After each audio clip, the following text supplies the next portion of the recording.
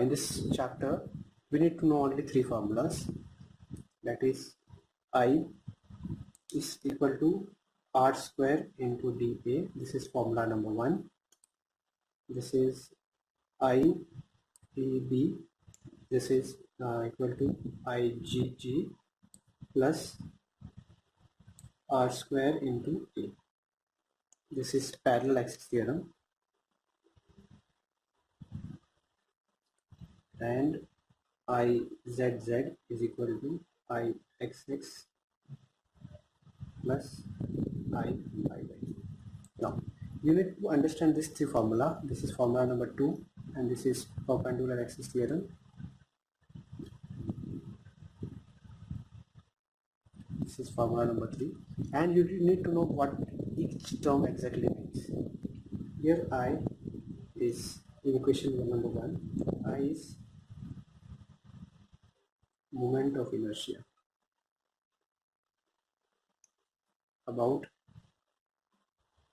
axis. Let us say if you are taking moment of inertia about axis AA, then it becomes IAA. Okay, AB and AB. Axis AB. Okay. R is perpendicular distance of element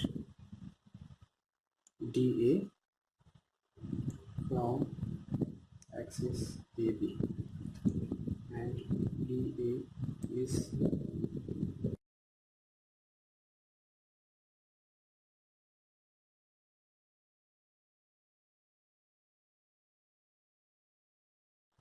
dA, having or located at distance R from axis AA. This distance R is very important. This distance is always perpendicular distance or shortest distance, we say. If I say, let us take this body, if I say distance of this element, I will always take perpendicular distance. I have so many other distances, but the distance is defined as the shortest distance. Okay, this thing you need to remember. Suppose if I want to find moment of inertia about this axis PQ, so I PQ is equal to, I know for this body, suppose this is the center of gravity, I will take IAB or IGG, which is passing through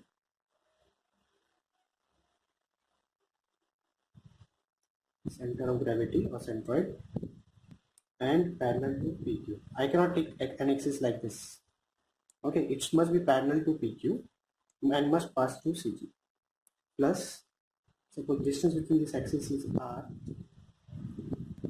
Okay, I'll say this is capital R. This is R square into A. A is complete area. Okay, third theorem. This is a disk. I need to find moment of inertia about this axis. Okay, IZZ. The moment of inertia about this axis, which is perpendicular to plane containing area. This is very important. I cannot find a moment of inertia about this axis by using IZZ plus IYY. Okay, this is incorrect. Moment of inertia about this axis, which is perpendicular to plane, is equal to, this axis is, let us say, touching this plane at O, is equal to moment of inertia about two perpendicular axes X and Y, and passing through the same point and intersecting at this point O. Okay, so IXX plus IY. Right? This is that.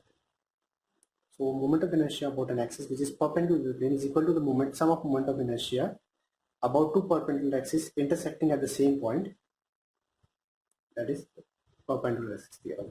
So these are the three theorems that you must remember, right?